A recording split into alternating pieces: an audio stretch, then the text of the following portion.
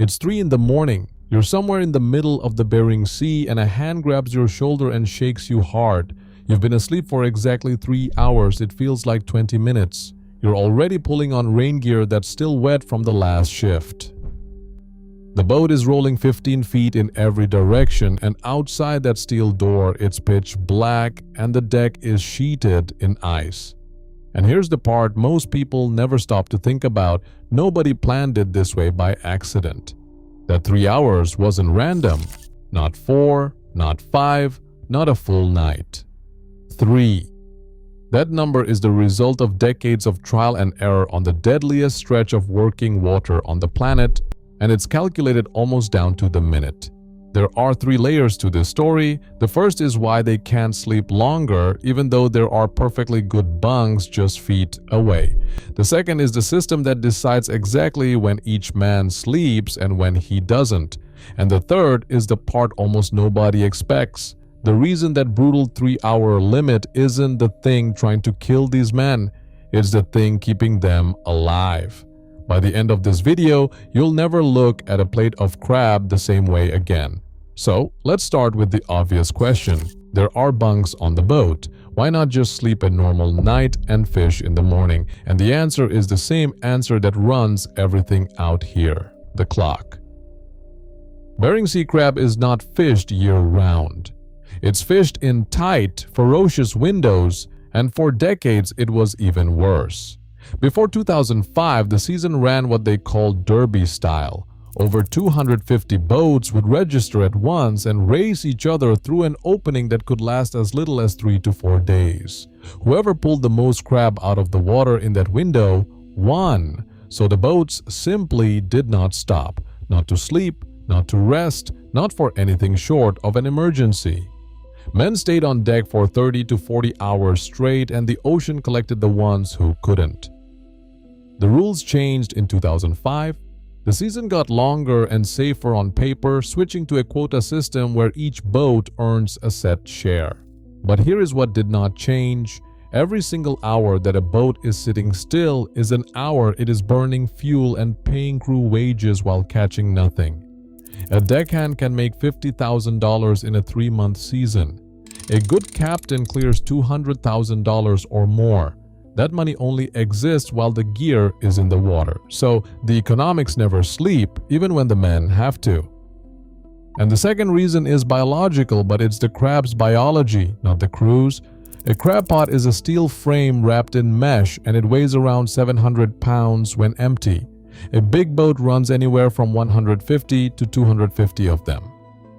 Those pots get dropped to the seafloor and left to soak, sometimes for a day or two, while crab wander in after the bait. But once a pot is full and you haul it up, the clock starts on the catch itself. Crab that die before they reach the processor are worth almost nothing. The whole operation is built to keep them alive from the second they hit the deck. So you haul, you empty, you rebait, you reset, and you move to the next string. The cycle does not have a natural stopping point. It just keeps turning around the clock until the quota is full or the weather makes it impossible. So that's layer 1. The clock won't wait, the money won't wait, and the catch won't wait. But that still doesn't explain the number 3. Why not let a man sleep 6 hours and just run the deck short-handed for a while? And the answer to that is where this gets genuinely clever.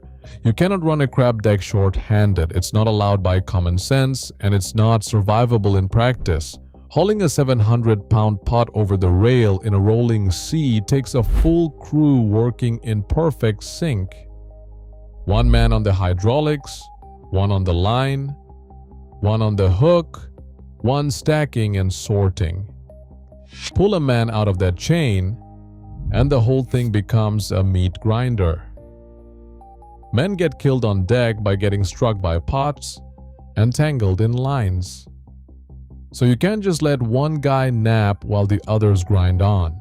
When the deck runs, everybody runs. Which means rest can only happen one way.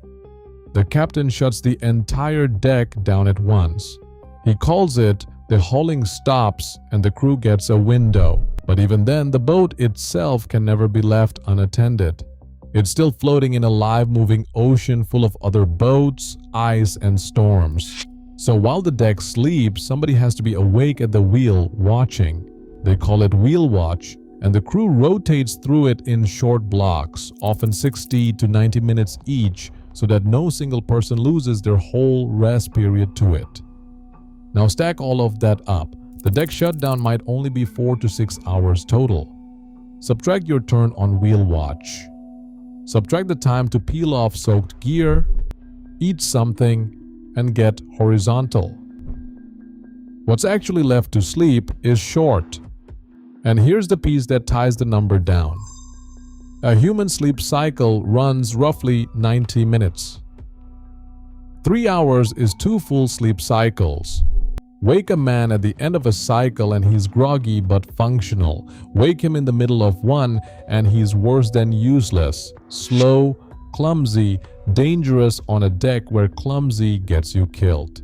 So 3 hours isn't a random cruelty. It's the smallest block that still buys 2 full sleep cycles. It's the math of squeezing the maximum usable rest out of the minimum possible time, which brings us to the part nobody sees coming. Ask yourself what actually kills people out here. Most people would guess the storms, and the Bering Sea does throw gale force weather roughly every 35 days, with waves that can roll a boat and water cold enough to stop a heart in minutes. But go back through the records of why men actually die on these boats, the sinkings, the capsizings, the bodies that go over the side in the dark, and you keep running into the same root cause underneath all of it. Not the wind, not the cold. Fatigue. The federal labor statistics are blunt about it. The single greatest hazard on a crab boat is not weather or machinery, it is lack of sleep. An exhausted man misjudges a wave. An exhausted man stands one step too close to a swinging pot. An exhausted captain reads the eyes wrong. And the fatality numbers this work used to produce are almost hard to believe. In peak years, the Alaskan shellfish fishery ran over 300 deaths per 100,000 workers. Some stretches were measured even higher. The average American job sits at around 4. So these men were not dying at twice the normal rate or 10 times. They were dying dozens of times more often, and sleeplessness was the thread running through it. So now look at that 3-hour shift again. It looks like punishment. It is the opposite. It is a ration. The captain is not deciding how little sleep he can get away with giving the crew. He is deciding how little he can afford to take away while still keeping a full, functioning crew filling the quota. The whole system, the deck shutdowns, the rotating wheel watch, the 2-cycle blocks, is a machine built for one purpose: keeping a crew of exhausted men just rested enough to not become the next name on the list. And that is the thing that surprises people most. The brutal part of the job, the part that sounds inhumane when you first hear it, is actually the safety system. The 3 hours is not what is trying to break them.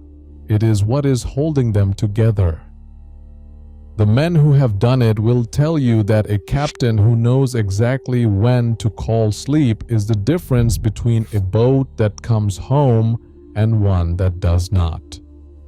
So the next time you see Alaskan crab on a menu and notice the price, understand what that number really represents.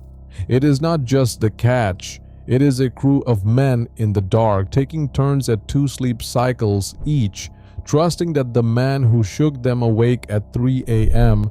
knows precisely how much rest a body needs to survive the next haul. Now, I want to hear from you. What is the longest you have ever gone without real sleep, and what was it for? Work, a newborn, or something else? Drop it in the comments. I read every single one. If this changed the way you think about that plate of crab, hit like and subscribe. I will see you on the next one.